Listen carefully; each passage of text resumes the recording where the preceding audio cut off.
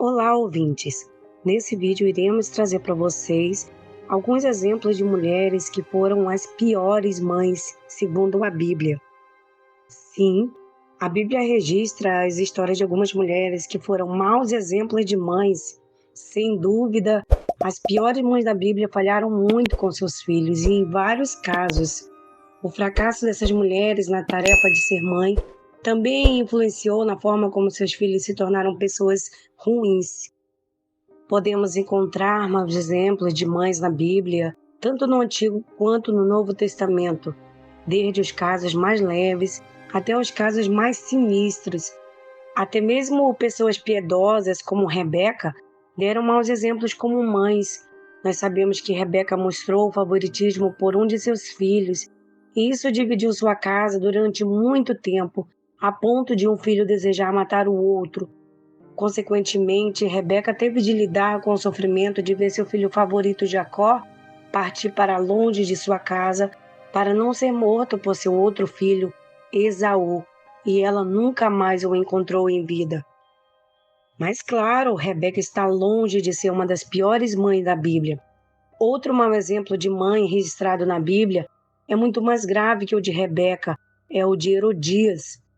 Essa mulher, que era esposa do rei Herodes, deixou seu marido para ter um relacionamento com o próprio cunhado, Herodes Antipas. A Bíblia diz que, quando esse relacionamento imoral foi denunciado pelo profeta João Batista, Herodes tentou destruí-lo a qualquer custo, e a forma que ela encontrou de satisfazer seus sentimentos de vingança foi manipulando a própria filha. Ela deu um jeito de sua filha dançar sensualmente para Herodes Antipas e conseguiu dele a promessa de que a cabeça do profeta João Batista seria entregue a ela em um prato naquela mesma noite. E diante de uma história terrível assim, talvez neste momento você esteja se perguntando se a coisa pode ficar ainda pior. E a verdade é que sim. Vamos conhecer agora as 3 piores mães da Bíblia. O primeiro mau exemplo de mãe em nossa lista das 3 piores mães da Bíblia é a história de uma mulher anônima que viveu durante o início do reinado de Salomão, por volta de 970 a.C. De acordo com a narrativa do primeiro livro de Reis, no capítulo 3, entre os versículos 16 ao 28, 2 mulheres meretrizes moravam juntas e as duas deram à luz na mesma época, com uma diferença de apenas 3 dias. Mas, uma noite, uma daquelas mulheres acabou matando o próprio filho ao se deitar sobre ele. Sim, foi algo acidental. No entanto, o que torna essa mulher uma das piores mães da Bíblia foi sua atitude diante daquela situação. Em vez de se lamentar por seu filho perdido, aquela mulher sorrateiramente se levantou durante a noite e pegou o filho de sua colega de casa, como se fosse seu, e deitou o corpo de seu filho morto sobre a outra mulher. Ou seja, ela simplesmente trocou seu filho como se fosse um mero objeto sem valor que havia quebrado. Pela manhã, quando a outra mãe se levantou para amamentar seu filho, ela viu que o menino estava morto. Obviamente, ela também percebeu que aquele não era o seu filho, mas o filho da mulher com quem compartilhava a casa. A disputa daquela mãe para tentar recuperar o seu verdadeiro filho chegou até o rei Salomão. Diante do rei, as 2 mulheres afirmaram que eram mães do menino. Então, de forma muito sábia, Salomão propôs dividir o menino vivo ao meio com uma espada para que cada mulher ficasse com uma metade dele.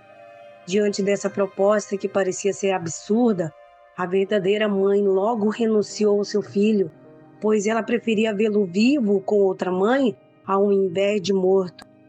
Em contraste, a falsa mãe concordou com a divisão do menino, pois, de forma completamente egoísta, ela queria que a mãe verdadeira também perdesse seu filho.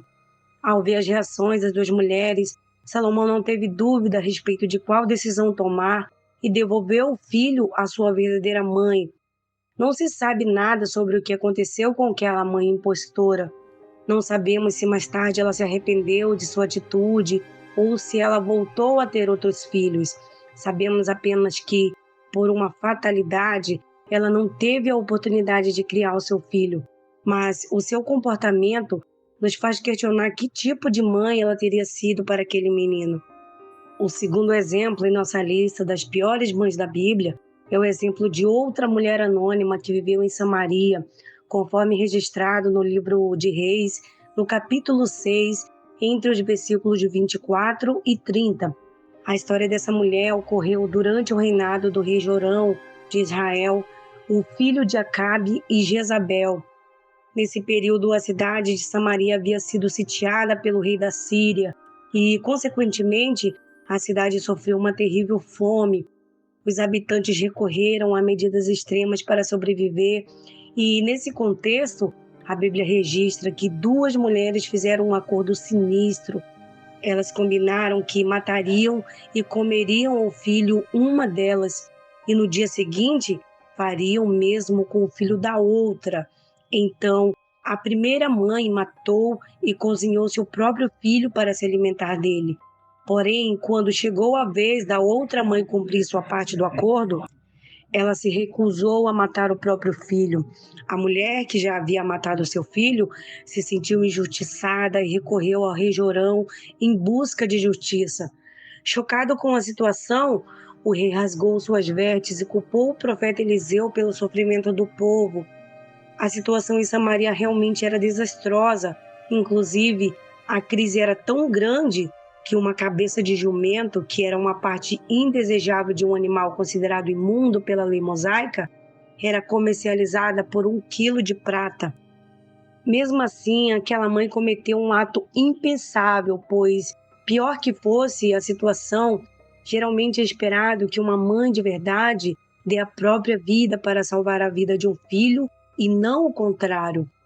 Além disso, a outra mulher que se negou a cumprir o combinado entregando seu filho também não demonstrou ter um senso de moral apurado, pois, antes disso, ela fez parte daquele acordo terrível e, igualmente, se alimentou do menino que foi morto. E todo aquele sofrimento não era por culpa do profeta Eliseu, mas era resultado do pecado dos israelitas, que tinham quebrado a aliança com o Senhor e estavam profundamente corrompidos pela idolatria desde os tempos de Acabe e Jezabel.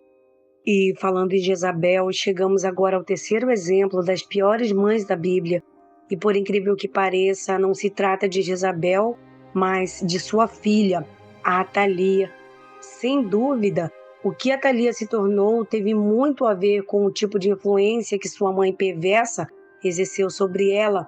Ou seja, sim, Jezabel também poderia ser incluída nessa lista, mas parece que Atalia levou a perversidade de sua mãe a um nível ainda maior. Quando Atalia se casou com Jeorão, o filho do rei Josafá, ela conseguiu levar a idolatria de seus pais para o reino de Judá. Além disso, ela conseguiu fazer o seu marido matar os próprios irmãos.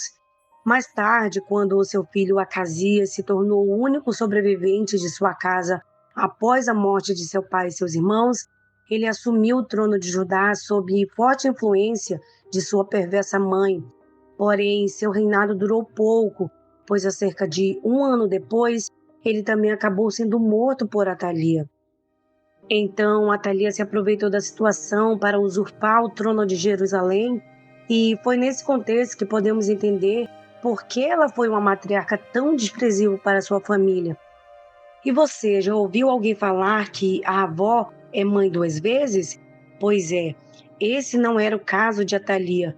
Todos os seus filhos estavam mortos e tudo o que havia restado de sua família eram seus netos.